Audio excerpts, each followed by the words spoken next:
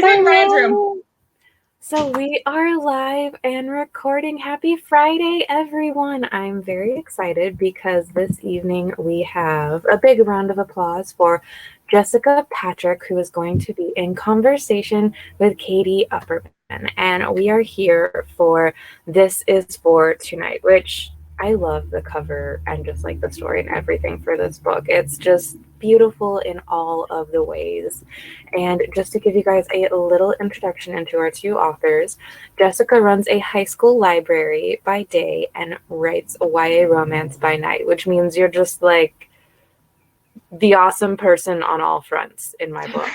And she pets as many dogs as possible in between. She lives in Southern California with her cute family, and she has an MFA from Spalding University, an annual passport to Disneyland, and about 75 tabs open on her internet browser. I totally get that. I am the exact same way when I'm working on things. And Katy is a graduate of Washington State University, a former elementary school teacher, also ridiculously amazing work, and an insatiable reader. When not writing for young adults, Katy can be found whipping up batches of chocolate chip cookies or exploring the country with her husband and daughter. And Kissing Max Holden was her debut novel, and then she's got a couple books under her belt since then. So essentially from the bios of these two women, you can tell that they're amazing and just do all of the awesome things. And I'm going to go ahead and pass it off to Katy. But before I do, just house rules for everyone really quickly. If you look to the right-hand side, we've got the general chat where we have, it looks like Carrie and Jessica have said hello. So hello back, and hello, Mandy. Hello to everyone. Make sure you keep the stuff coming in the chat. We'll hop on and we'll be in there with you guys as well. And then if you look down below, there will be a beautiful button that says ask a question. Now, as that would imply, that is the button where if you have a question for our authors, you can click there and ask. I highly encourage you to take advantage of it. The best part about events is getting to interact with the authors. So make sure you ask whatever questions you've got. And then you may be wondering, these women do sound amazing. How can I purchase their amazing books? Well, I'm so happy that you asked, because if you look down below, there is a purchase book button. And if you click that, it'll take you to a page that has their books listed. So on that note, I will pass it off to Katy and Jessica. But one more giant round of applause for our authors tonight. And I'll see you guys at the end. Bye. Okay, yay. Thank you so much for letting me have a conversation with you tonight. I'm so excited to be here. I loved This Is For Tonight. And so thank you. Cannot wait to kind of pick your brain about the writing process and all the fun things. So awesome. Most of us here have probably already read This Is For Tonight, but for those who maybe haven't yet, do you want to give us like a quick pitch and let us know what it's about? I would love to. So here's the book. It's called This Is For Tonight. And the quick pitch is that it's about two rival YouTubers who are competing at a music festival for an interview with the headlining band for their YouTube channels. And that's just the quick pitch, but it also, the main character is dealing with grief. She's dealing with fears about heading to college. She's dealing with financial issues. She's dealing with her sibling relationship and ultimately like kind of coming into her own as an individual because she's a twin. And so those are all things that she's dealing with in addition to this very frustratingly hot guy that she is competing for the interview with. So it all takes place over one weekend at a music festival. Awesome. Frustratingly hot is like the best kind of book guy. I think so. I definitely think so. Okay, so before we get too deep into This Is For Tonight, it's your third published book. Your other two, I've got them here, Push Girl and In Real Life. Those are under Jessica Love. So you have a bit of a name change. Do you want to talk about that a little bit? Yeah, so Jessica Love is my name. It's on my birth certificate, and I published 2 books as Jessica Love, and then a picture book came out by another person named Jessica Love, who's not me. It's called Julianne is a Mermaid, and it's fantastic. It's just a beautiful picture book. It's so lovely. She did the artwork and wrote it, and it won a ton of awards and got a ton of buzz. And I just kept getting emails about it all the time. I'd get emails, I'd get tagged on Twitter, I'd get tagged on Instagram. I got emails about, hey, you won an award. Hey, are the movie rights available for your book? Oh. And just constant, and it just was causing a lot of confusion. And especially then it won an award at the ALA Youth Media Awards. So basically ensuring that it's going to be in print forever. She sold a bunch more books and I was like, oh, Jessica Love. So because even though I came first, she's wildly more successful than I am. So I decided to just go ahead and publish this book under a different name. So I did want to keep my first name Jessica just because I got that advice from a writer friend of mine who has a pseudonym but a different first name. She found it to be very confusing because she'd be at book events and people were like, hey, calling her, and she didn't turn around because she's so I wanted to keep that, but Jessica's extremely popular. Love is my maiden name, so I thought maybe I'll write under my married name, but then a middle grade book came out by the author with my Jessica with my married name. So then I was like, all right. And I started like Googling everything. And Patrick is actually my dog's name. And so that's how I came up with Jessica Patrick. And there was not an author named Jessica Patrick. So that's why I had a name change. And I think ultimately changing names here was less confusing than having the same name as someone wildly successful. I hear you. That makes sense. Yeah. Okay, so we cleared that up. So now let's talk about This Is For Tonight.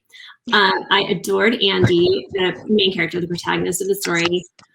She says what she means. She's a nurturer. She's super smart. She's into crafting, which I love.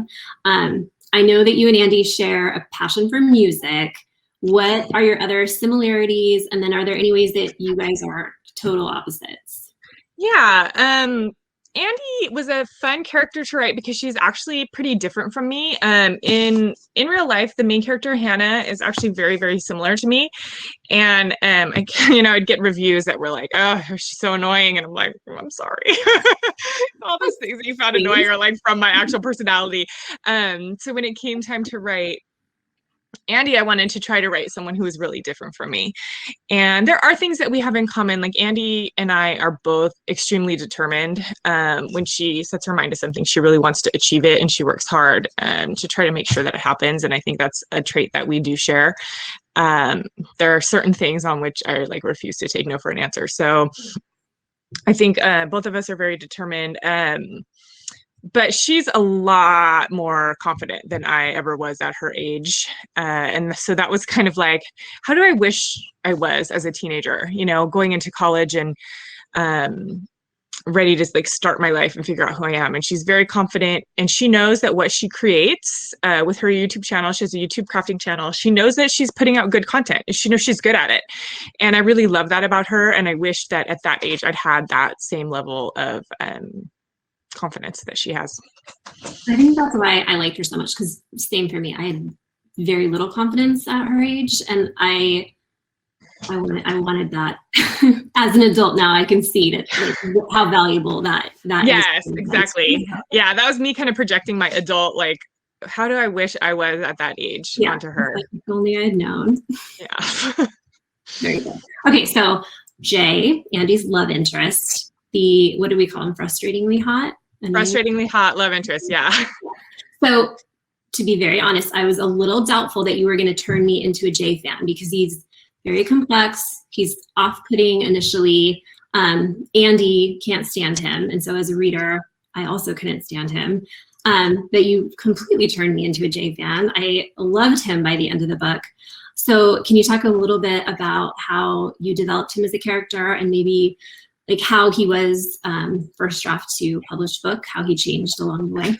Yeah, I'll talk a little bit about Jay. I did promise a friend of mine that there would be no spoilers in this conversation. So I don't want to say too much because I don't want to give away too much about him. So Jay, we discover at the end, when Andy first meets him, she doesn't realize who he is. And eventually she does. She realizes, oh my gosh, I know this guy. She's seen his YouTube channel before and she can't stand him. Because he has a prank channel. So he, for YouTube, will like prank people on video and then, kind of laugh at them. And he gets millions of subscribers this way by like making fun of people online. And she just finds it completely disgusting. And, you know, there are people like that. There are YouTube channels like that prank people and just are terrible and misogynistic and gross humans. And that's how they get views. And so I was kind of thinking about these types of people and like, why do they do this? What do they get out of it? What is in it for them? Just being disgusting people on camera and having their name and their face attached to that kind of personality. And so when I was creating this kind of hate enemies to lovers romance for Andy, I was thinking, number one, this is an interesting character and I'd like to kind of get into his head a little bit and find out what would make a person act this way. And then number two, how could he be redeemed? How can I make him a love interest? And I kind of like try that a little too in real life, like Nick, the main character. I mean, he's not fully catfishing Hannah, but like he kind of is, and he's been lying to her for a long time. And how are we going to redeem him from that? And so I kind of like this guy seems like a jerk. How are we going to redeem him? But then looking at the layers underneath and trying to figure out what's going on. And when I was revising his character, I also had to revise Andy's interactions with him, because it wasn't just him that I kind of had to figure out. I also had to figure out what would someone who's like, you know, she's determined and confident and she's a feminist, and like what would make her, aside from just physical attraction, like what would make her into a guy like this? Mm-hmm. And so it was kind of not just him evolving, but also her and kind of understanding.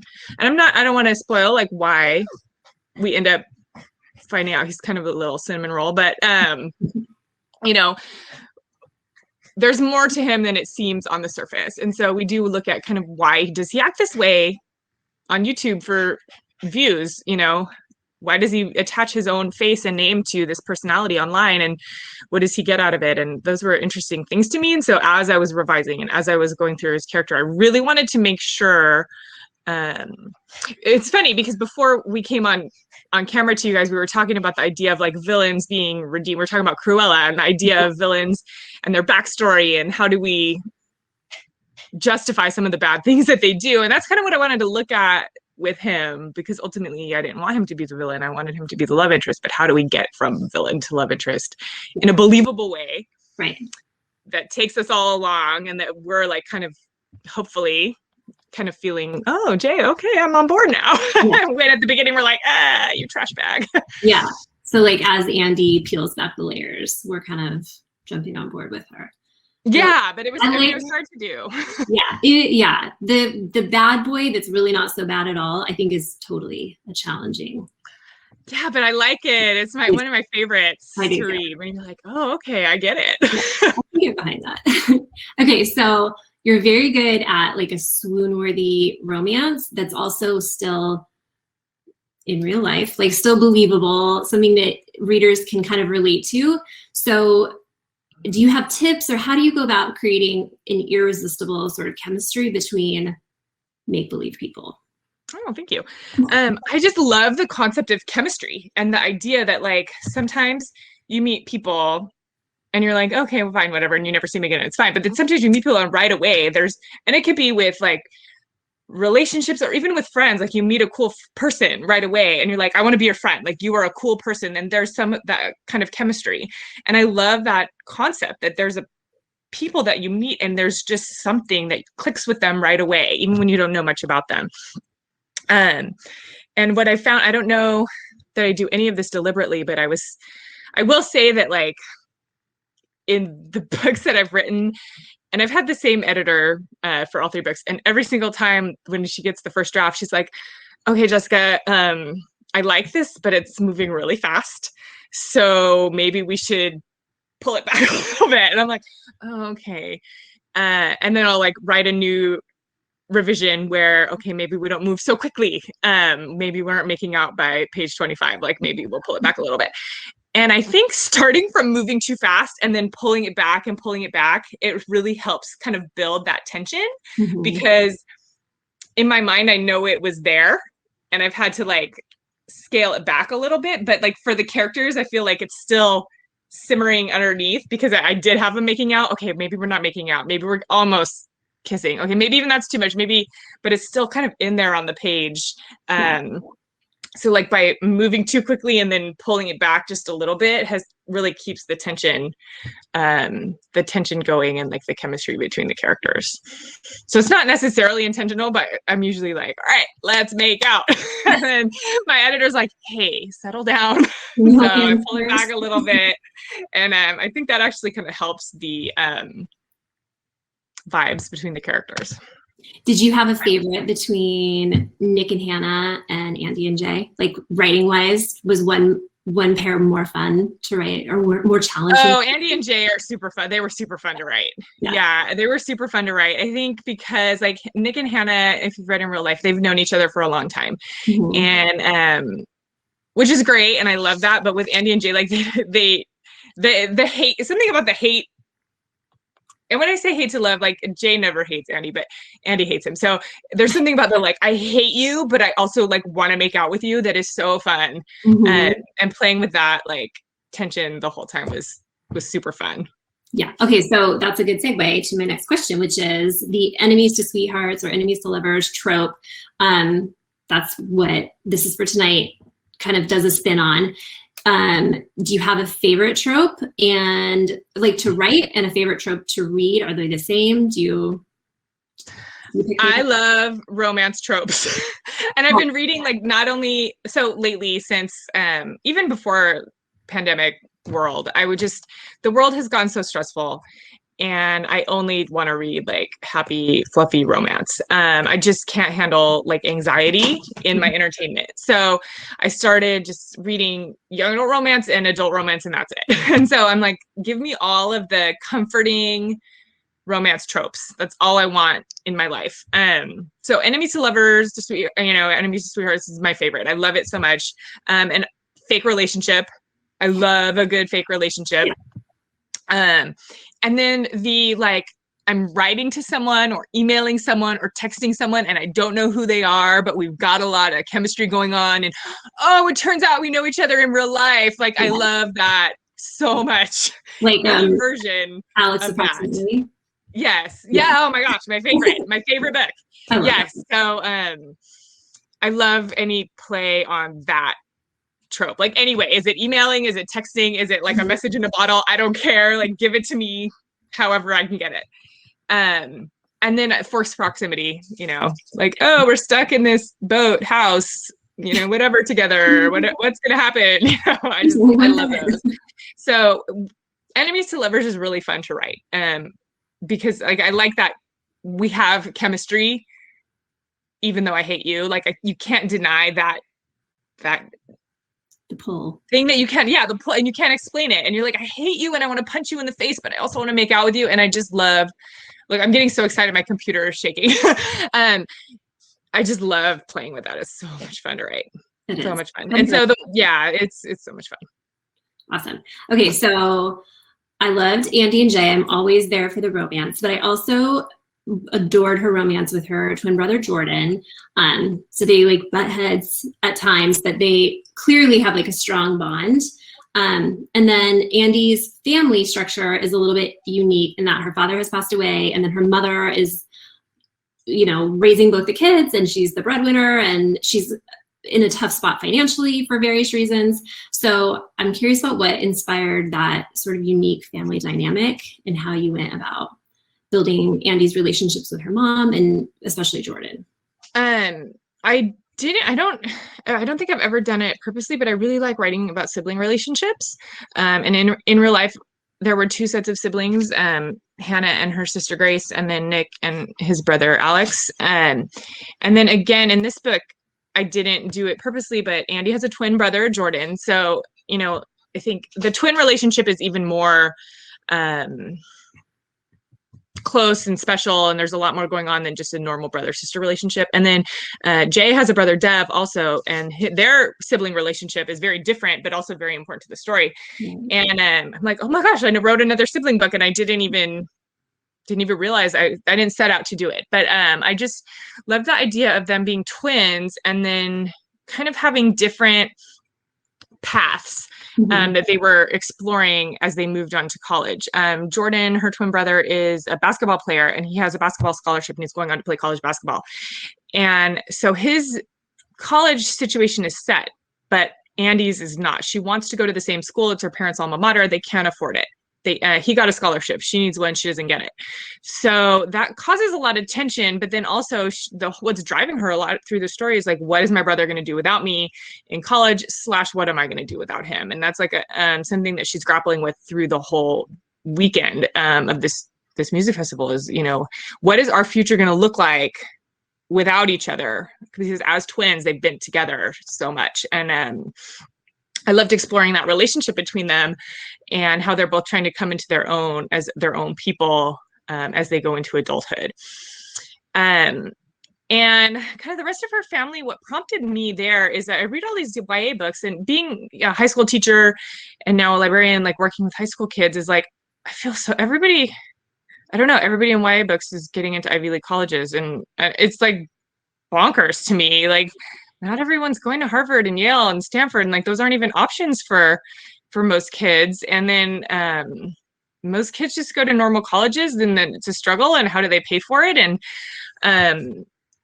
Andy's family's struggling because her dad passed away from lung cancer, and they're still strapped with medical bills because he lost his insurance. He got laid off right before he was cancer diagnosis, and they didn't have insurance. And so they're trying to pay off all his medical bills still.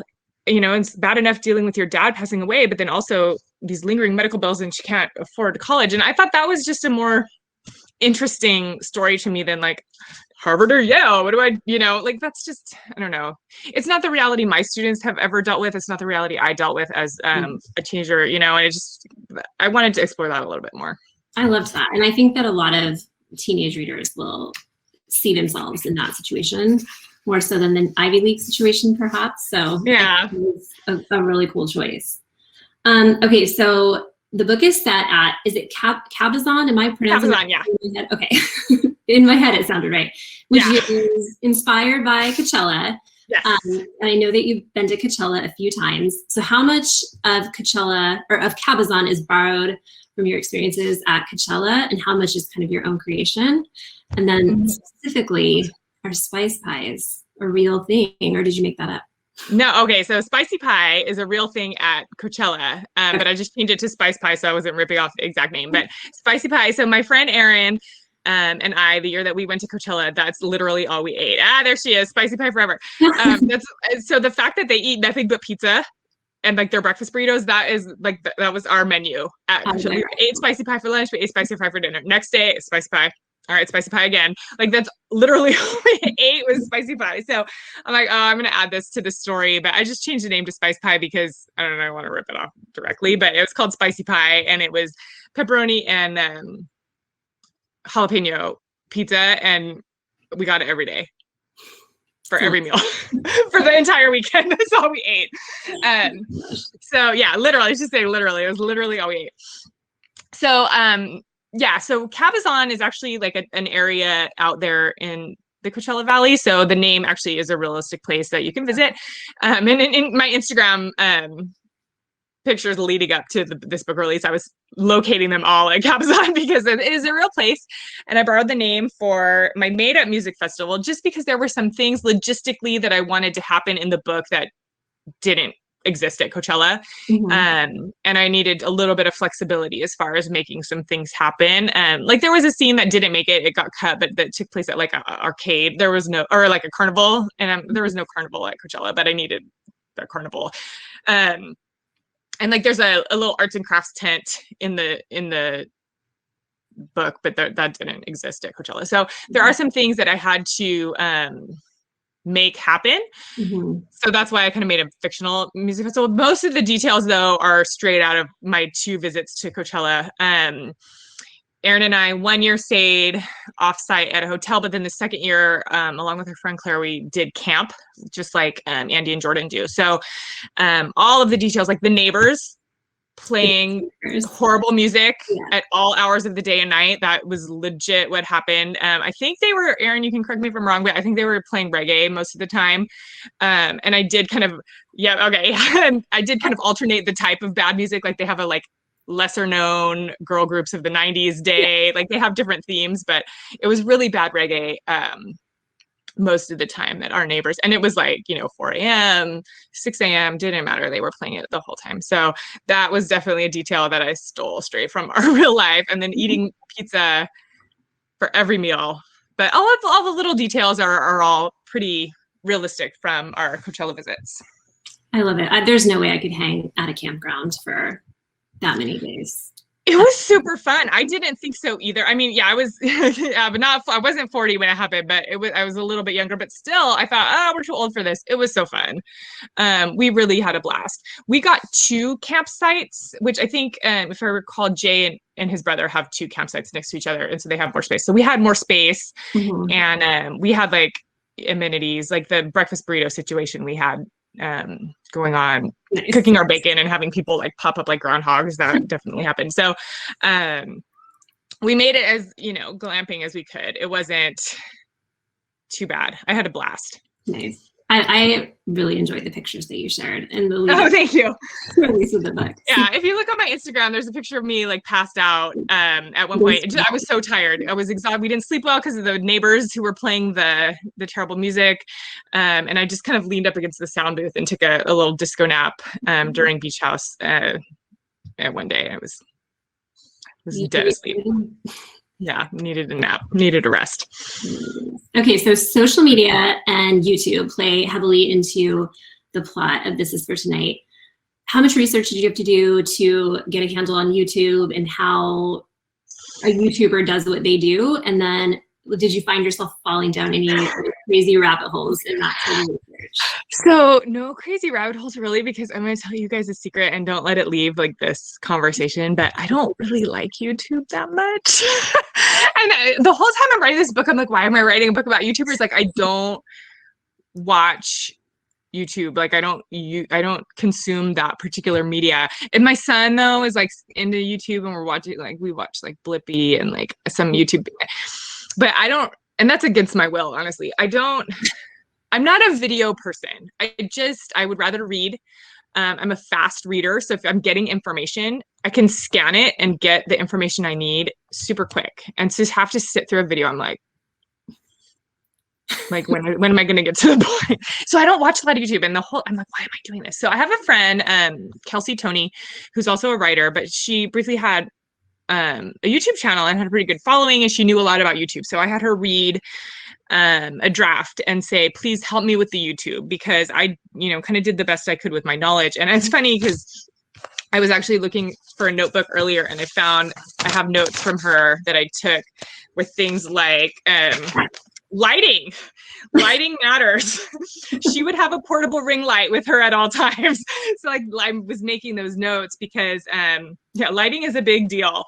The different type of cameras, like, where different people would have different accounts, like Quan, the video gamer, would not be on YouTube. He would be on Twitch. So like those were things that she helped me out with, because I'm like, I don't know. Yes, Mandy, Kelsey's YouTube was the best. I hope she brings it back. I like it too. I watched some of her videos also. Yeah, she is fantastic. So she helped me with all the YouTube stuff, because I'm kind of like, I'm not going to watch 1,000 hours of YouTube to try to fix some of these things, because I'm like, Kelsey, please help me. And so she read my whole book and gave me YouTube feedback because I needed it. And so I didn't go down any crazy rabbit holes because I didn't YouTube that much. It's not your passion.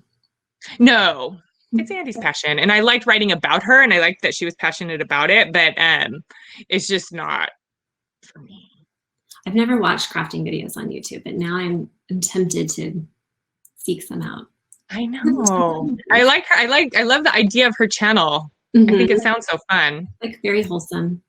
I know. It's just like wholesome, and she's so proud of it, and does it, proud of the content that she puts out. And I really like that. I do too. Okay. So as far as writing advice, I always feel a little weird about giving writing advice. However, I would love to hear if you have writing advice for newer writers who are trying to like get a first or second story down on paper, first draft down. Advice for them, and then any advice for more seasoned writers who are trying to get their foot in the door of publishing. So my advice for newer writers who are working on that first story or like trying to get that draft down is that you need to finish. And that's the difference between everything. I mean, that's the thing that matters the most. Mhm. Every single person, I mean, not every person, but is like, has a story idea, and everybody has a first chapter. Everyone can write a first chapter. Anyone can, but it's writing chapter 5 and 6 and chapter 12. You know, you have to finish. And that's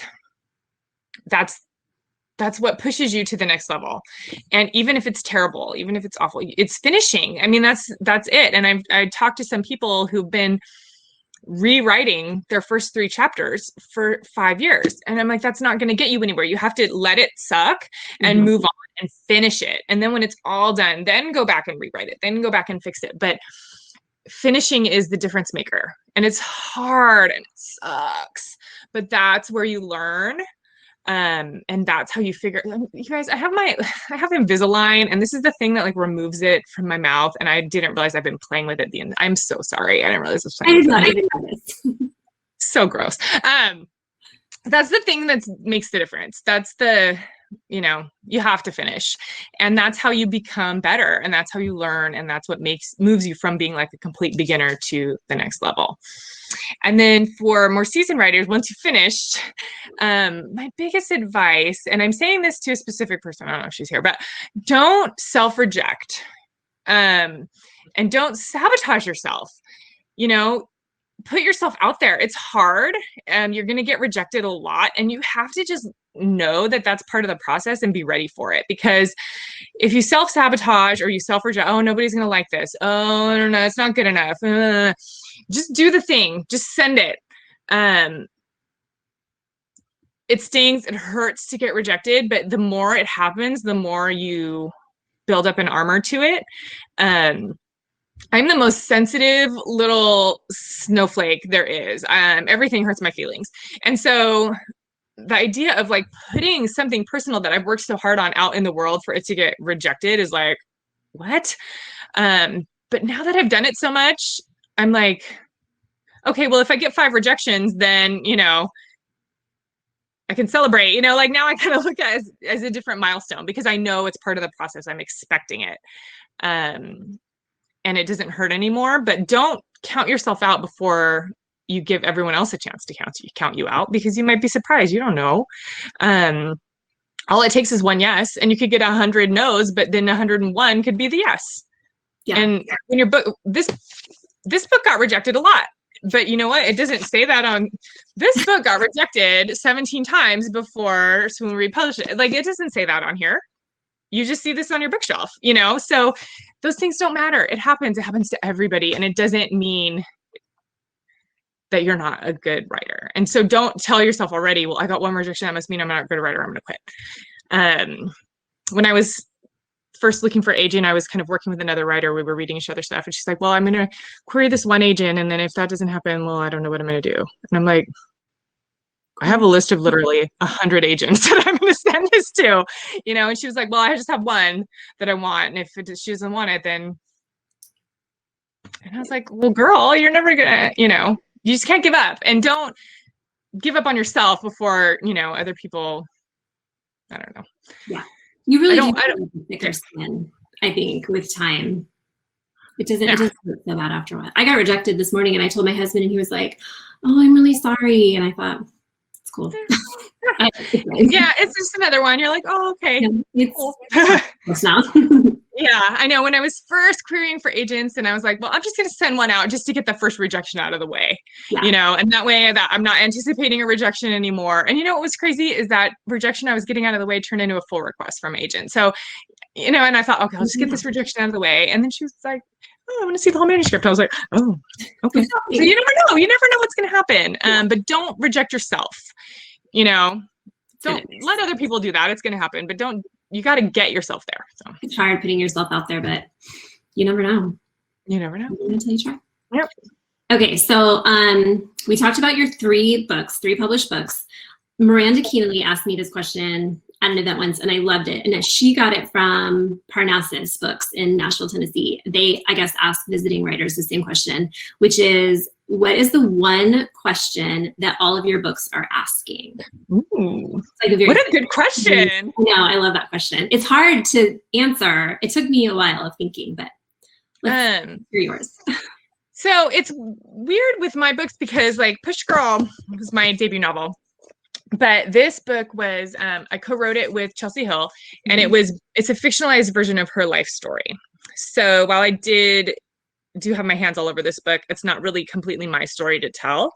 I was just helping to kind of fictionalize and tell her story. So with this question, I don't know if I count this book as like answering the questions I want to answer, because this was Chelsea's story that I kind of helped her with.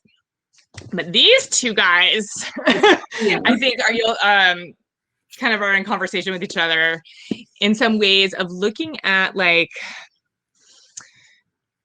who we are, how we present ourselves versus who we are inside. Like when no one's looking, who are you versus like how do you present yourself to the outside world? Because both of these books involve the internet in different ways. But both of these involve people projecting themselves to the world a little bit differently than how they are on the inside, for better or for worse. And so I think they both kind of look at that idea of how do we present ourselves to the world versus how are we when no one's looking, you know, and how are those two personalities similar and how are they different and why? Why do we do that? That's an idea that I keep coming back to, is the idea of you're different around other people than you are all on your own.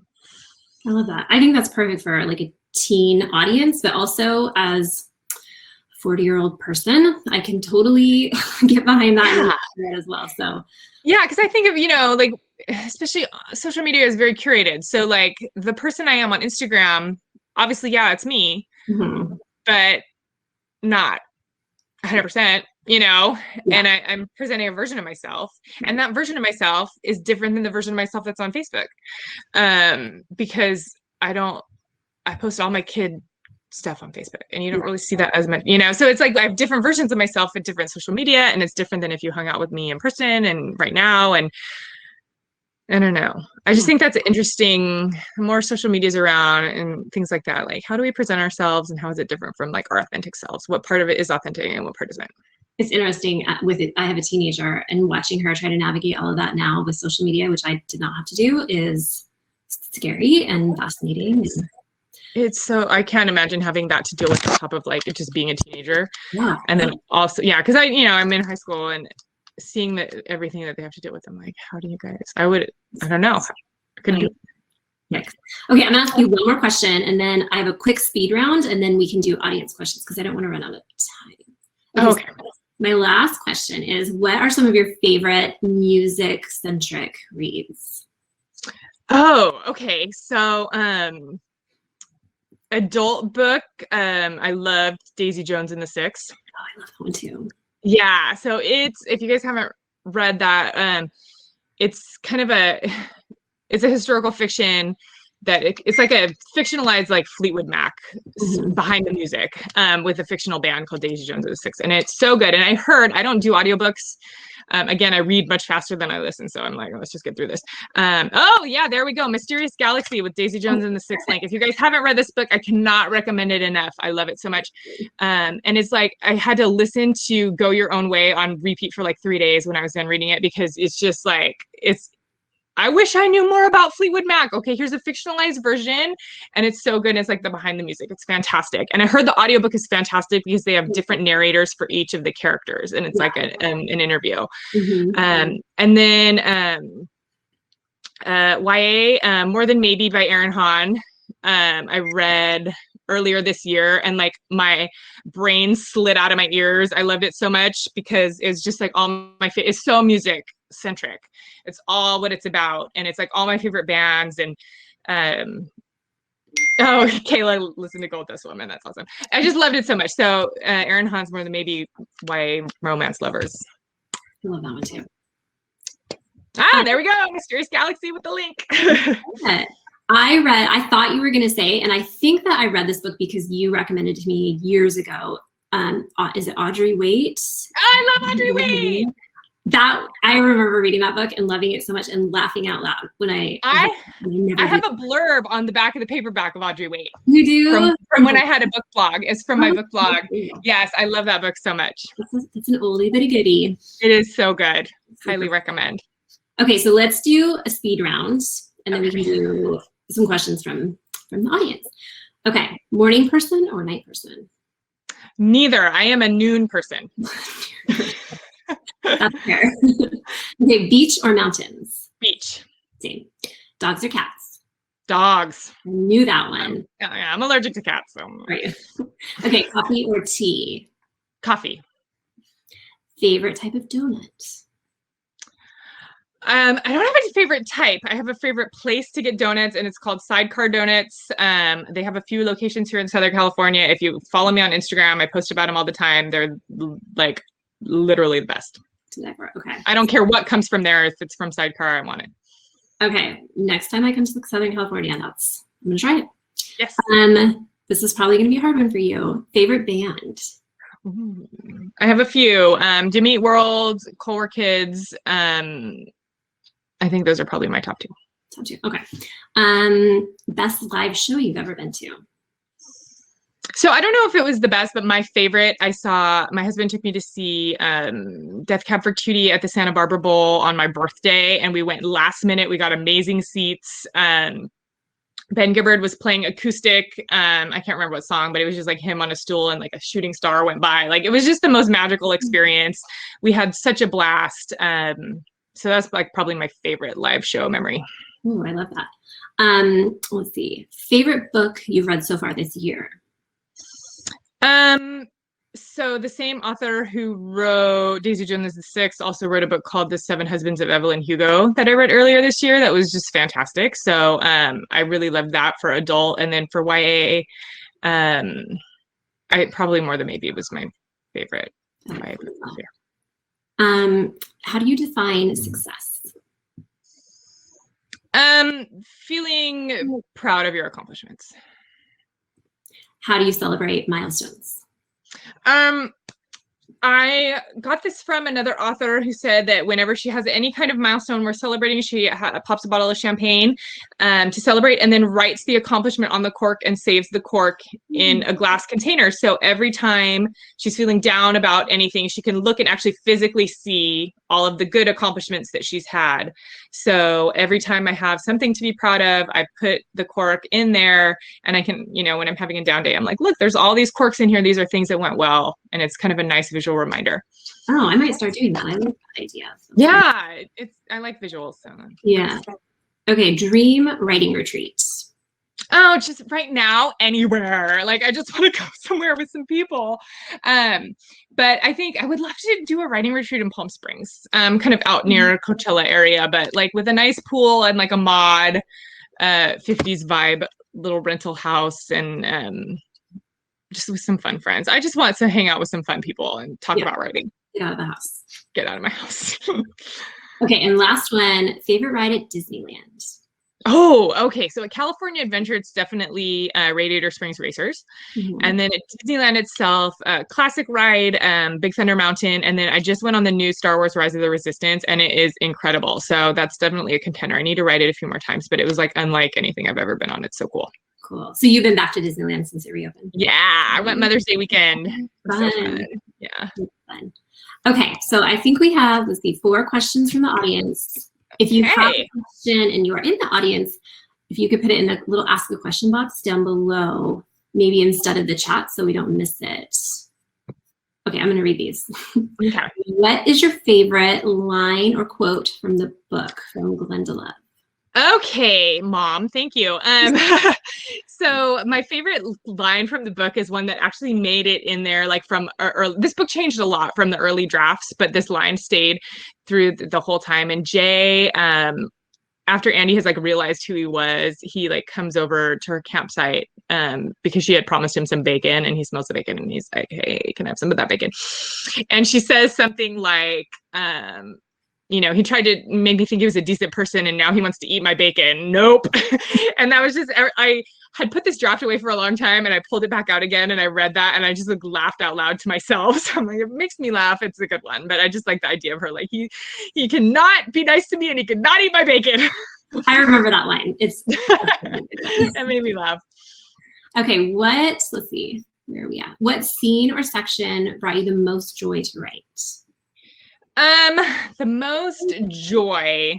Well, I just liked writing all the scenes between Andy and Jay, especially when she's like trying to be pissed off at him and he's like trying to charm his way back into her good graces. But like, okay, so this is a romance, so I'm not like spoiling anything that these two crazy kids end up together. But when they finally make out, and I told you earlier, like, I had to keep, okay, maybe it's too early for them to kiss. And so when I finally got to make it happen, like that was so much fun to write. I always like to write the kissing scenes. So when they finally got to kiss after all this like tension, that was super fun to write. That was a good scene. You did well. Thank you. It was a fun scene to read as well. Okay, let's see. What secondary character was the most fun to write and which was the most challenging?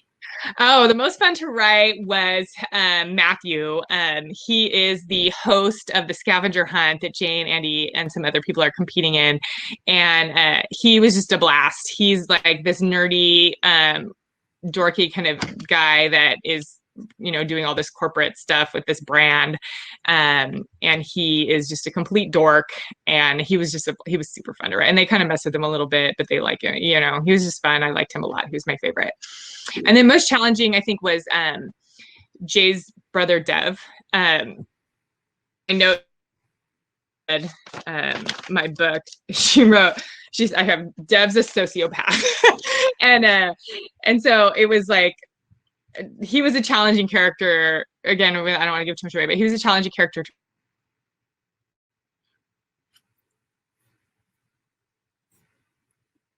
What happened? You're still here on my end, Katie. I think Jessica just froze. Okay, I'm still here. Should we wait her out? Let's give her a couple of seconds. Everyone, thank you for this unplanned intermission. Cue Jeopardy music. There we go. I don't know what happened to my computer, but I think I froze for a sec. Wait, we can hear you now. Yeah. Okay, good. Good. Video is not working on my end, but we can hear you. Oh no, I can see everybody. I don't know what it is.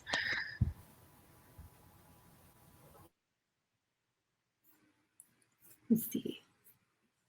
Technical difficulties. Okay, well, should we just keep going? Yeah. Okay. Okay, so you were talking about Dev. You want to finish that? Just that it was hard to make him a fully formed character. Yeah, I can see how he would be super challenging. Let's see. What books have you read that helped you get through this past year? Just all the romance, any rom-coms, adult and YA, all of them. Yeah. So the ones that I mentioned earlier, or just anything that was like romancy and fluffy. Okay, so this one says, more of a comment than a question, but thanks to Jessica for giving my band our debut at Cabazon. The guys and our label got such a kick out of it. So do you want to? Oh, thanks. So yeah, so that's my friend Joe. His band Outburst is the only real band that's mentioned on the Coachella or on the Cabazon lineup. Oh, awesome. Every band on the Cabazon lineup I made up except for my friend Joe's NYC hardcore punk band Outburst. So they get a shout out in the book. They are a real band. And so when I got the copy edits, my copy editor was like, oh, this band name you might have to change. This is a real band. And then there's like, Outburst is a real band in New York City. I'm like, I know, this is my friend's band. That one's on purpose. Everybody else was made up, but Outburst is a real band. So you should check them out. My friend Joe's the drummer, and they're awesome. Oh, that's so cool. Yeah. Favorite music genre and which bands inspired the ones in the book? Okay, so favorite, I like a lot of music. I guess like indie rock, like a sad guy with a guitar is, kind of my favorite genre. The Known, who's the headlining band that Andy and Jay are competing for, they were kind of inspired by a combination of Coldplay and The Killers. They're British, but I kind of just imagine them as like a mesh of those two bands. And then the Gold Parade, which is another band that features prominently in this story, is inspired by Cold War Kids, which is one of my favorite bands. And the other bands, I was just trying to think of like, who did I see at Coachella and tweak them a little bit. But those are the two major bands that are mentioned throughout the story. So that's who they were inspired by. I was curious about that as well. Okay, let's see. If you had to have a YouTube channel, what would it be about? That's a good question, because I was thinking like, I want to promote this book. I'll start a YouTube channel. That would be perfect promotion. Probably about teaching or being a librarian, working in a high school or something like that. I think that's what I feel most comfortable talking to people about, or writing. But I feel like, I don't know. What do I know about writing that hasn't already been said? I don't feel like I have anything new to add to that conversation, but I don't know. Or my dogs. I don't know. That's what I just feel like. So I just started a TikTok. I don't know. I'm old. Like, what am I doing? And I'm like, I don't have any ideas. Like, how do people make this kind of content all the time? I think I'm just so busy. Like, how do I come up with this stuff? I don't know. Some of them are so creative and they look like they take hours. I don't know how. I tried to make an Instagram reel for my library and it took 4 hours and it looked like trash. So I don't know how people do it. I don't know. Okay. Was there anything challenging about writing a book that exists in the time span of one weekend? That's a good question. Yeah, because you have to make characters change significantly from beginning to end in a realistic way in a short time period. So having people have like these huge, like I mentioned when you asked me to pitch the story, like Andy is discovering how to come into her own as an individual person separate from her twin. And that's a lot to happen in 3 days, and to have these major character changes that take place from Friday to Sunday, like that's a lot. And so that's, I think, a challenge, is having realistic changes happen in these characters over such a short time period. Okay. Since you said this book went through many drafts, how did you know when it was right? I didn't. I was done working on it. That's how I knew it was right. I didn't want to look at it anymore. It went through a lot. It changed a lot. And if any of you guys read it on the Swoon Reads website before it got published, you'll notice that it changed a lot, even significantly since then. There's two characters that got cut out completely. Andy used to have an ex-boyfriend named Carlos. He's gone. Matthew had a boss named Chad. He's gone. So, and even before that, it changed. Like, the book I started writing is very different from the book that is published. And but I just got to the point where I'm like, I can't look at this book anymore, and I've done the best I can do, and I couldn't think of things that I was changing that were making it better. Like, if I feel like I'm just changing just to change, then I'm done with it. And fortunately, I had fantastic editors who helped me say, okay, let's look at it this way, let's try this, because I was just spinning my wheels. And so it takes, a good editor, a good critique partner who can give you ideas on things that you can change. But I was done with the changes that I could come up with. I was done. Somebody once told me, if you're changing happy to glad, then you're done. And yes, kind of what I've kept in the back of my mind from that point on. Yeah, so true, so true. Have you imagined a dream movie cast? No, because I don't know who the youths are these days. I don't watch TV, nor do I watch movies. So I don't know who the youths are that I could cast them like 35-year-olds, but I don't know. I cast Andy's mom as me, but I don't know the youths. So I will leave that to the youths to dreamcast like a movie version, but I have no idea. That's hard. Everybody pictures the characters in their own way, I feel like. So yes, and I felt like when I got the cover, I was like, okay, this girl kind of looks like Kesha to me. So then I started like thinking about Andy kind of looking that way, because I knew she had blonde hair. She had red hair in her earlier version, like red hair. And then I'm like, no, she's gonna be blonde. And then I got this. I'm like, okay, yeah, she really is. And I feel like she kind of looks like Kesha.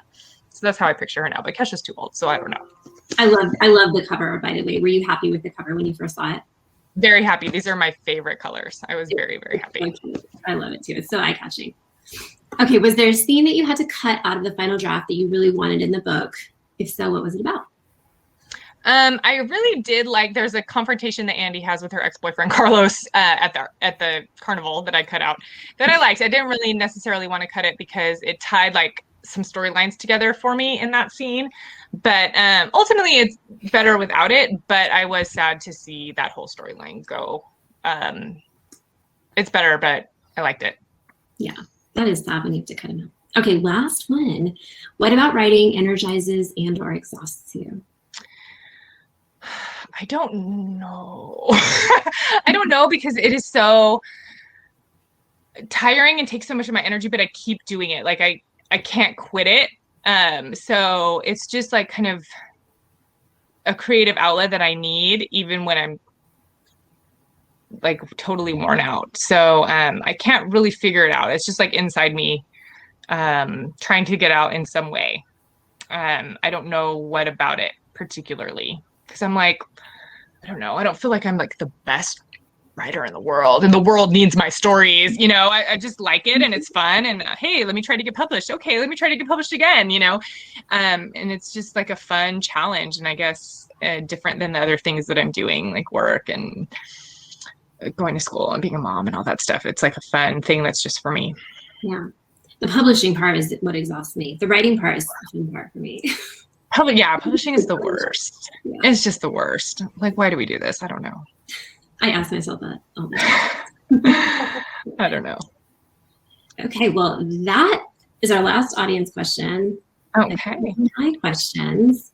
So I think we're good.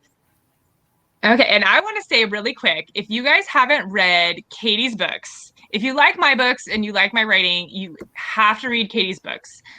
They're all fantastic. I'm going to say The Impossibility of Us is my fave.